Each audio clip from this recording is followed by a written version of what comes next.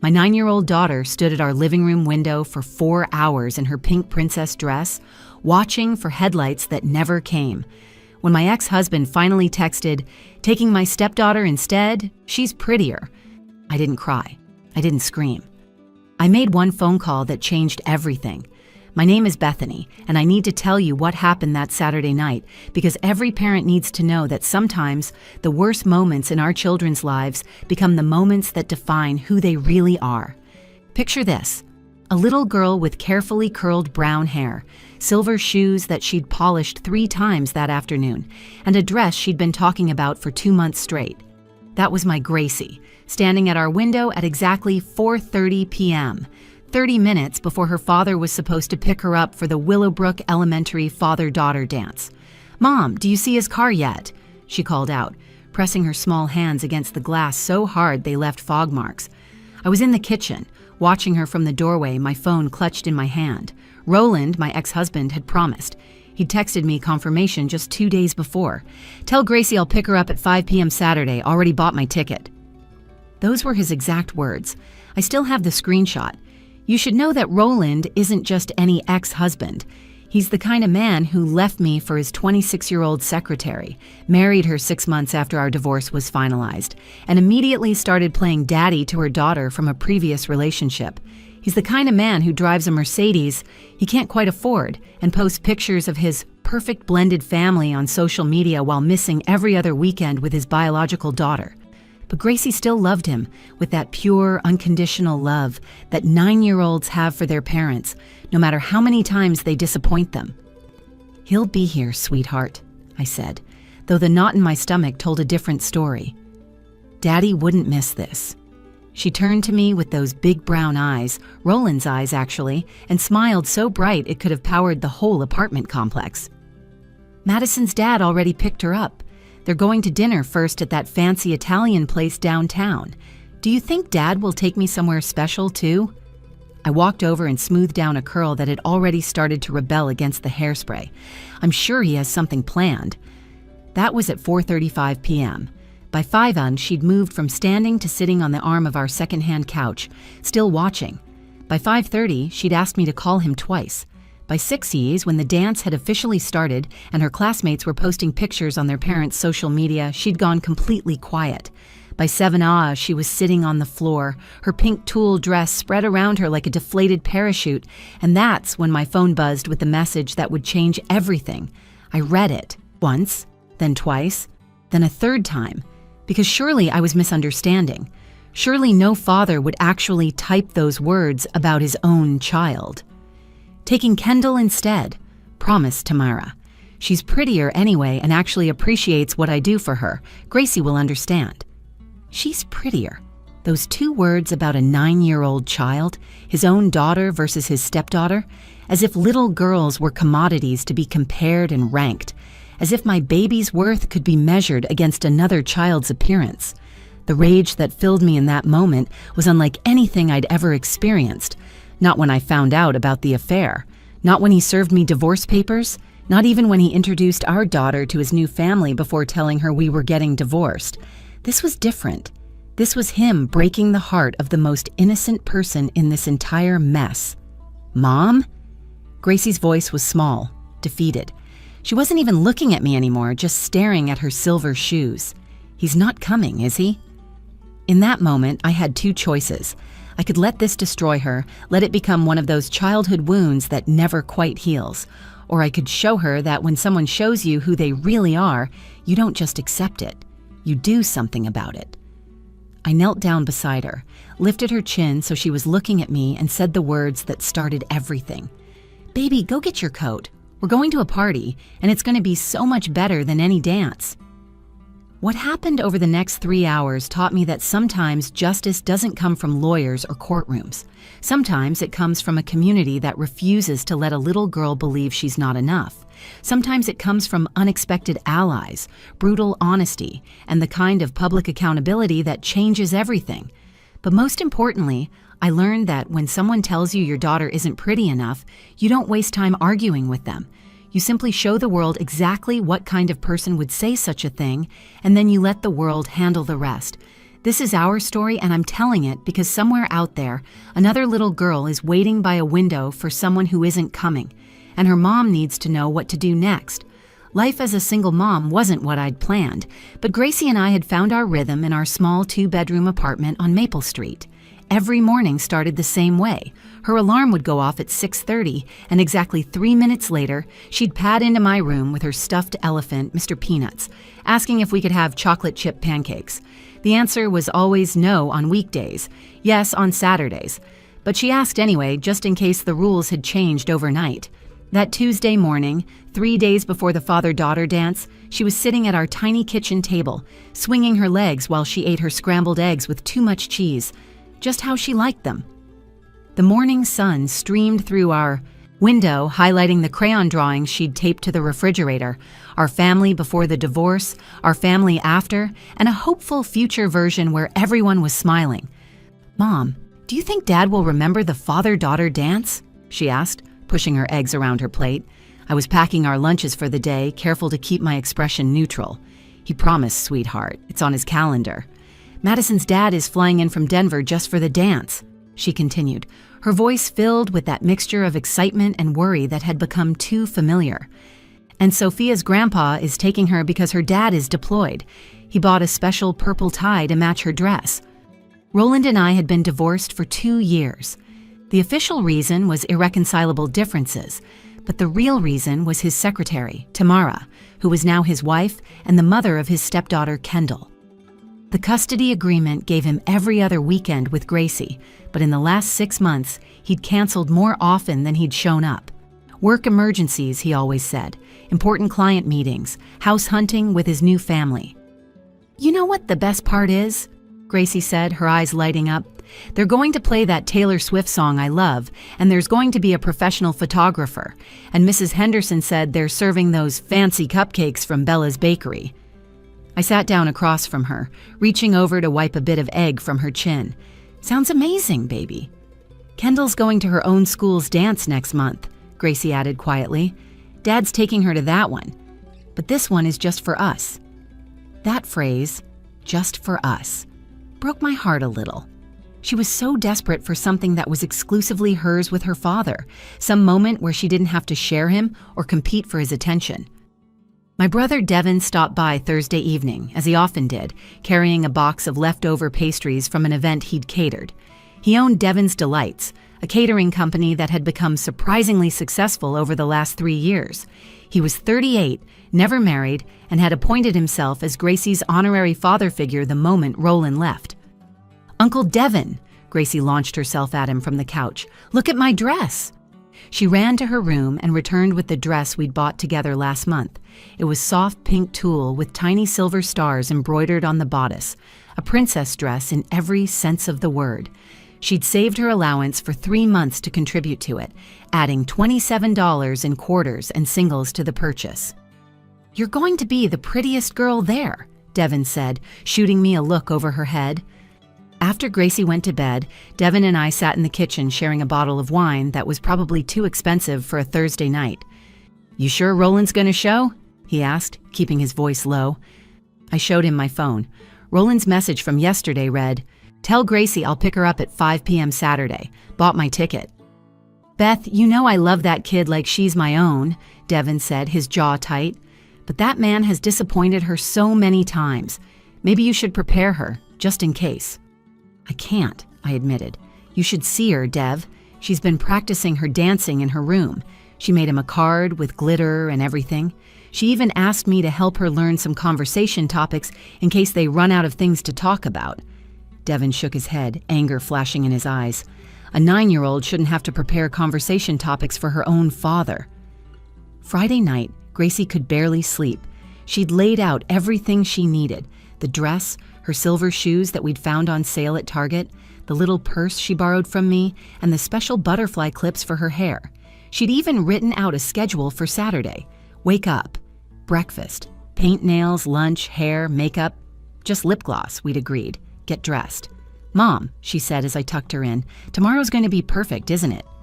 I kissed her forehead, breathing in her strawberry shampoo scent. "You're going to have an amazing time, baby." Looking back, I should have known. I should have prepared her. I should have had a backup plan.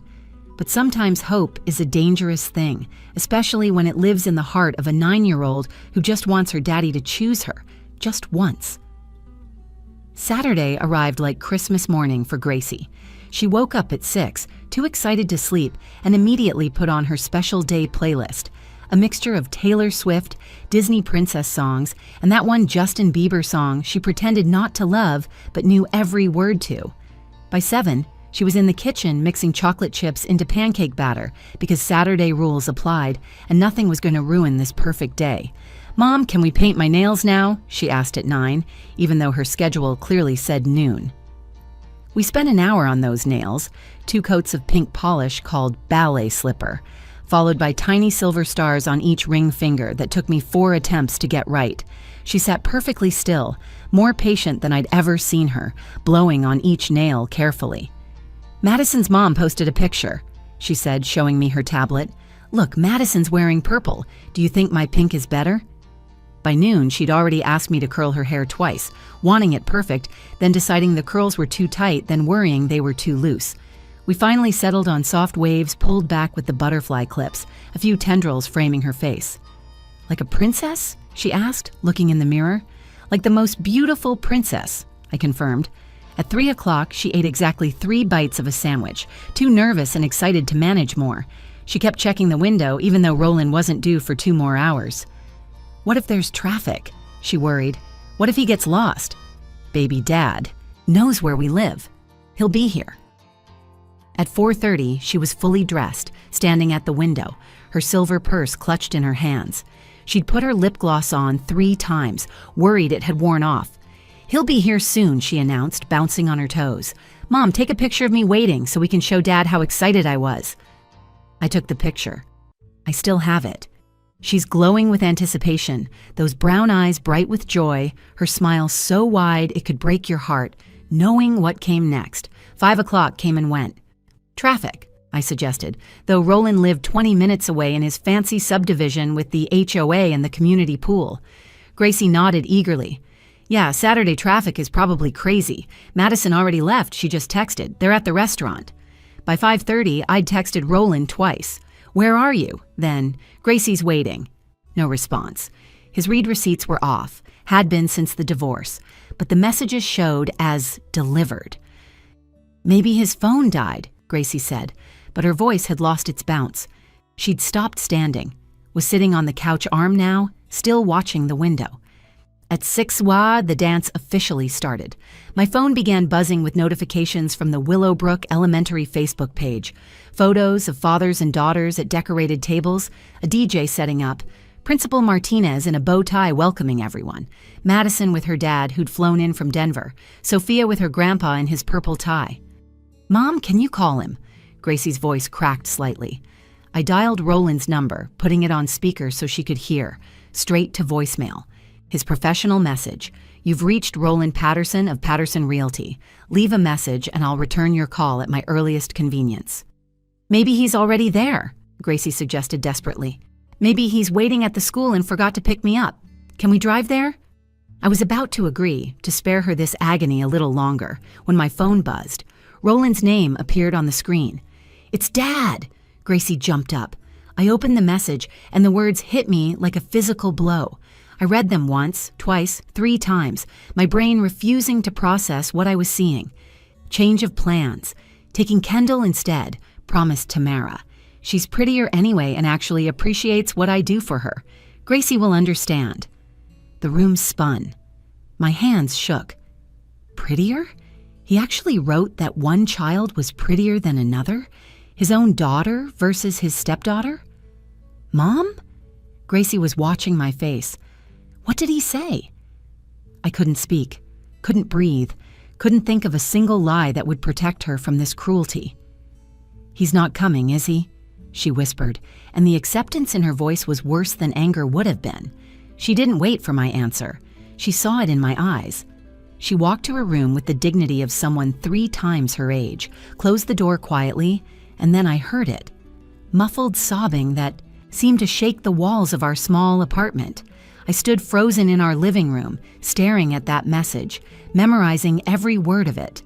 Not because I needed to remember, but because I needed to be absolutely certain of what I was about to do. Roland had crossed a line that couldn't be uncrossed.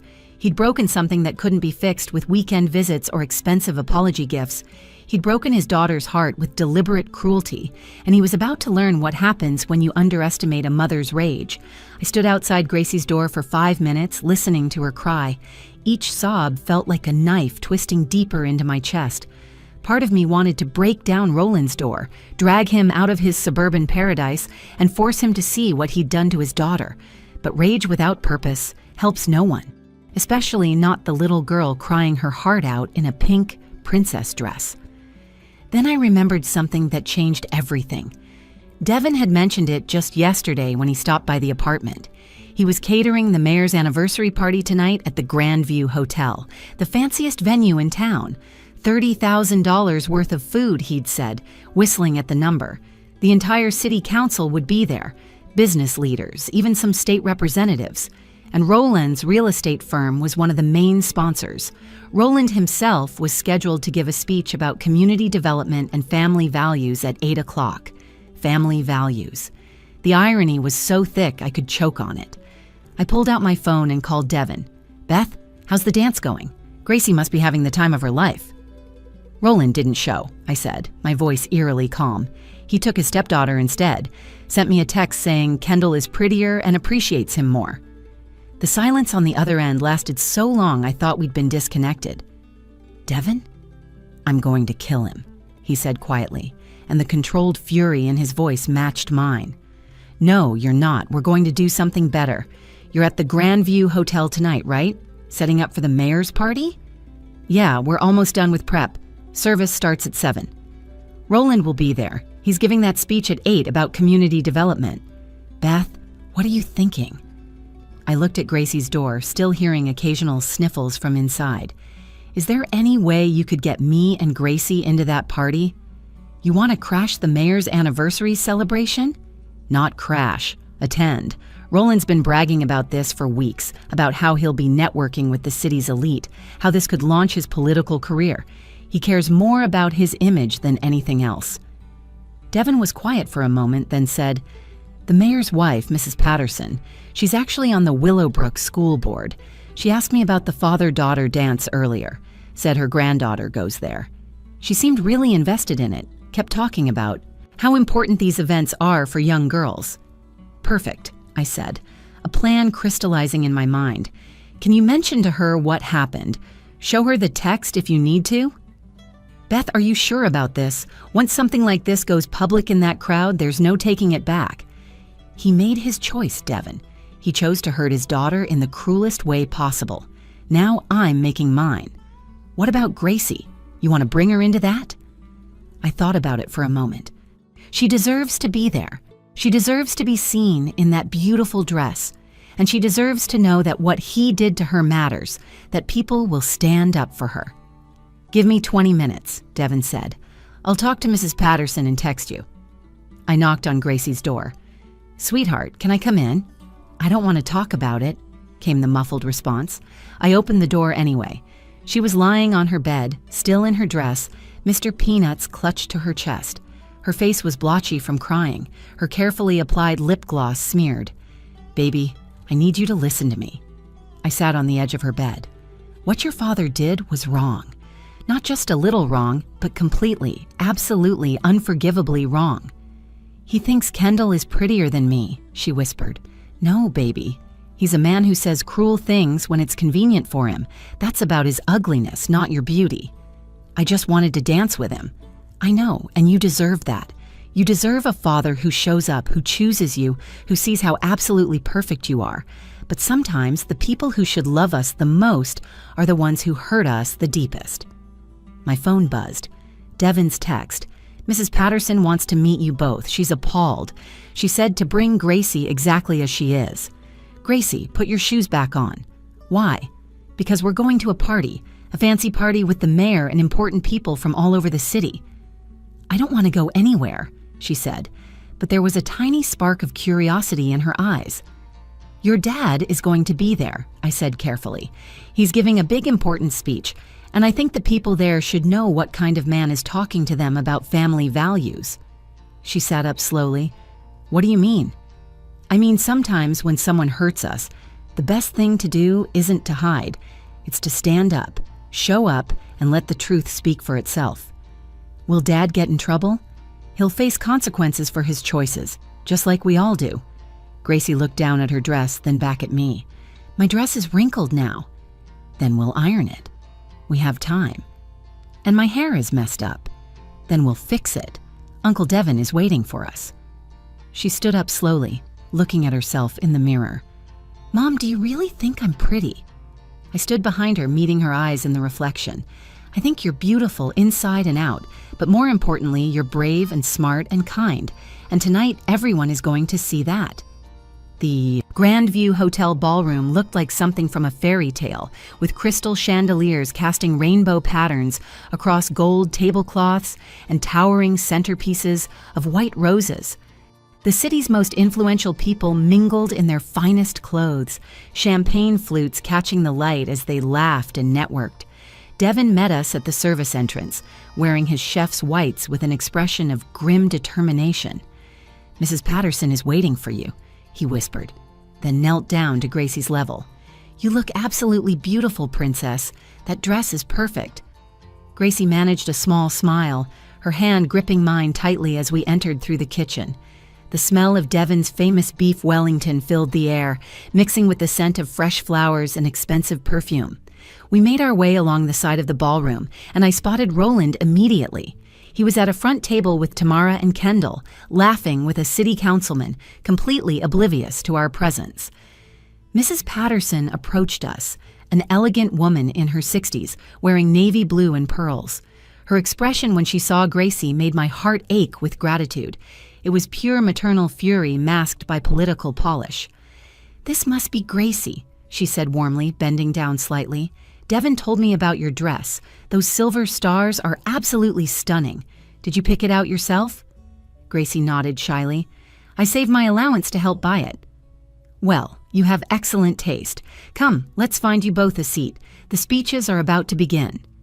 She led us to a table near the middle, strategic enough to be seen but not so obvious as to cause immediate disruption.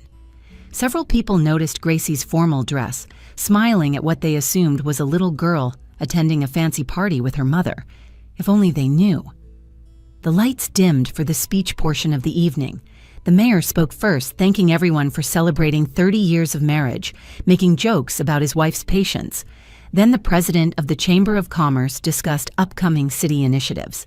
Finally, the master of ceremonies announced, "Please welcome Roland Patterson from Patterson Realty, speaking about community investment and family values." Roland strode to the podium with the confidence of a man who'd never faced a real consequence in his life. His suit probably cost more than I made in a month, his smile practiced and political. "Good evening, distinguished guests," he began, his voice carrying clearly through the microphone. "Community means supporting each other. It means showing up, keeping promises, and putting family first." That's when Mrs. Patterson stood up. "Excuse me, Mr. Patterson." Her voice cut through his speech like a blade through silk. "I'm curious about your thoughts on keeping promises." Roland faltered. "I'm sorry?" "Well, you're speaking about showing up and putting family first. Isn't that your daughter Gracie in the middle of the room, in what appears to be a father-daughter dance dress?" The spotlight operator, clearly confused but following the drama, swung the light toward our table. Gracie shrank against me, but I whispered, "Stand up, baby. Show them your dress." She stood slowly, the pink tulle and silver stars catching the light beautifully. The room murmured, confused but intrigued. Roland's face drained of color. There was a misunderstanding tonight. "A misunderstanding?" Mrs. Patterson continued, her phone now in her hand. "Because I have here a screenshot of a text you sent earlier, forwarded to me by concerned parents from Willowbrook Elementary. Would you like me to read it to everyone?" "That's not necessary," Roland stammered. But Mrs. Patterson was already reading, her clear voice carrying across the silent ballroom. "Taking Kendall instead. Promise Tamara. She's prettier anyway and actually appreciates what I do for her. Gracie will understand." The silence that followed was deafening. 300 of the city's most influential people stared at Roland, processing what they'd just heard. Someone actually gasped. "Dad?" Gracie's small voice carried in the silence. "You said I wasn't pretty enough?" The pain in her voice broke whatever spell held the room. Murmurs erupted, growing louder, angrier. I saw the city councilman at Roland's table physically lean away from him. The mayor's face was stone. "That text was taken out of context," Roland tried desperately. "What context?" The mayor himself stood up. "Makes it acceptable to tell a 9-year-old child that another child is prettier? What context makes it okay to break a promise to your daughter for such a reason?" But the most unexpected moment came next.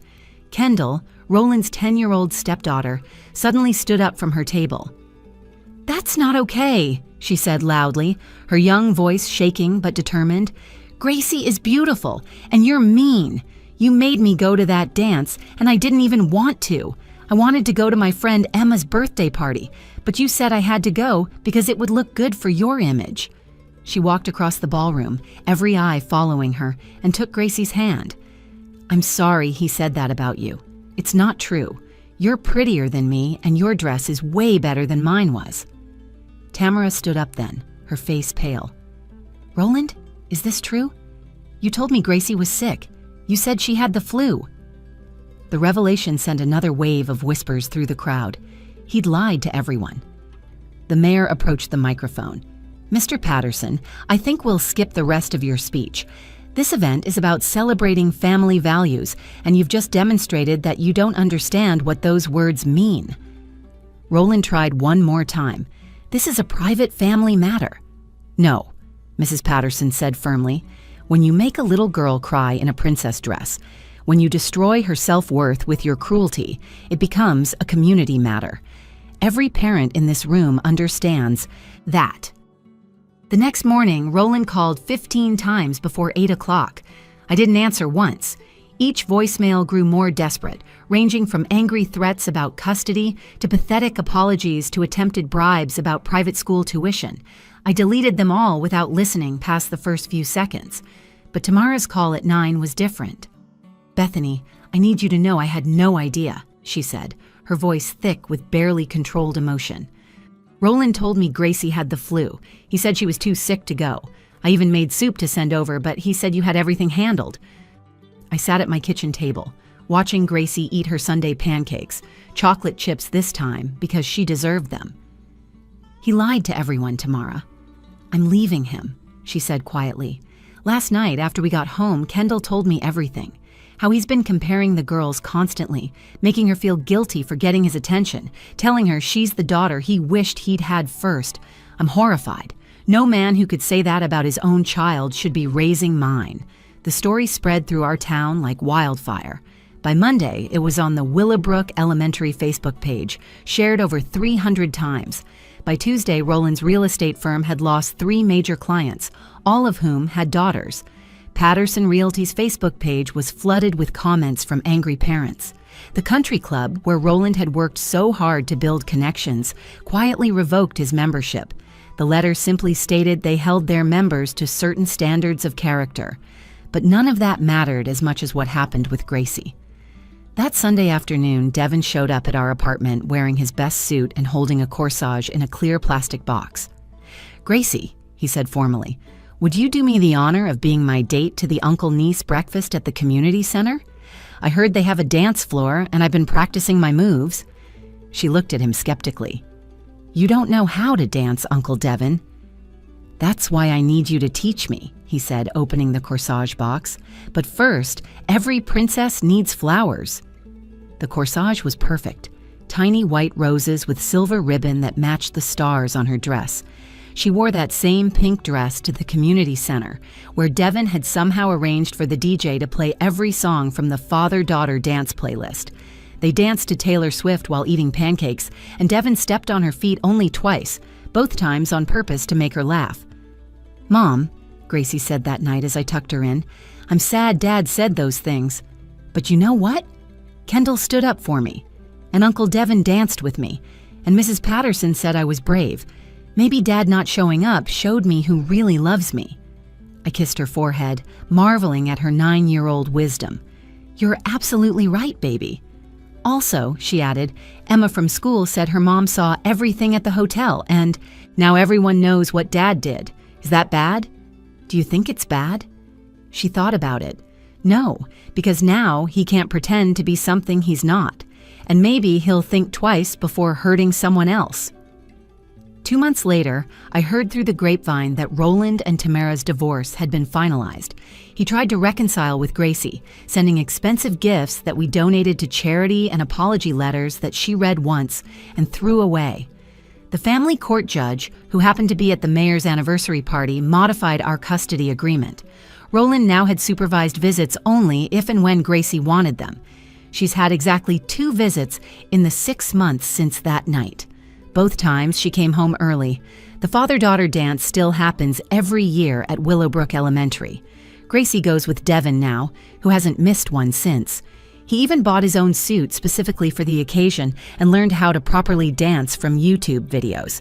Last year, they won the dance-off competition, though I suspect the judges were biased by Devin's enthusiastic but technically questionable robot moves. That pink dress still hangs in Gracie's closet, but not as a reminder of heartbreak. She insisted on keeping it because, as she says, "That's the dress I wore when I learned how strong I am." Sometimes the most painful moments in our lives become the ones that define us. Gracie learned that night that family isn't just about DNA, it's about who shows up when it matters. She learned that standing up for yourself isn't about revenge, it's about refusing to accept less than you deserve. And she learned that sometimes, when someone shows you who they really are, the best response is simply to let the whole world see it too. As for Roland, last I heard, he was trying to rebuild his reputation in another town 3 hours away. But the internet has a long memory, and every time a potential client Googles his name, they find the story of the father who chose superficiality over his daughter's heart. The truth has a way of following people who try to run from it. But here's what I want you to remember from our story. When someone breaks your child's heart, when they make your baby feel less than worthy, you don't have to accept it quietly. You don't have to make excuses or smooth things over. Sometimes the most powerful thing you can do is simply shine a light on the truth and let it speak for itself. Every child deserves to know they're worth showing up for. Every child deserves to know that beauty isn't about comparison, but about the light they carry inside them. And every parent who forgets that deserves to be reminded, preferably in front of 300 witnesses at a formal event. That's our story. If it resonates with you, if you've ever had to watch your child's heart break, or if you believe that every little girl in a princess dress deserves better, then please share this video. Leave a comment about your own experiences with standing up for what's right. And subscribe to this channel because everyone needs reminders that sometimes the worst moments in our lives can become the most powerful catalysts for change. Remember, you're not just pretty enough, you're more than enough, exactly as you are.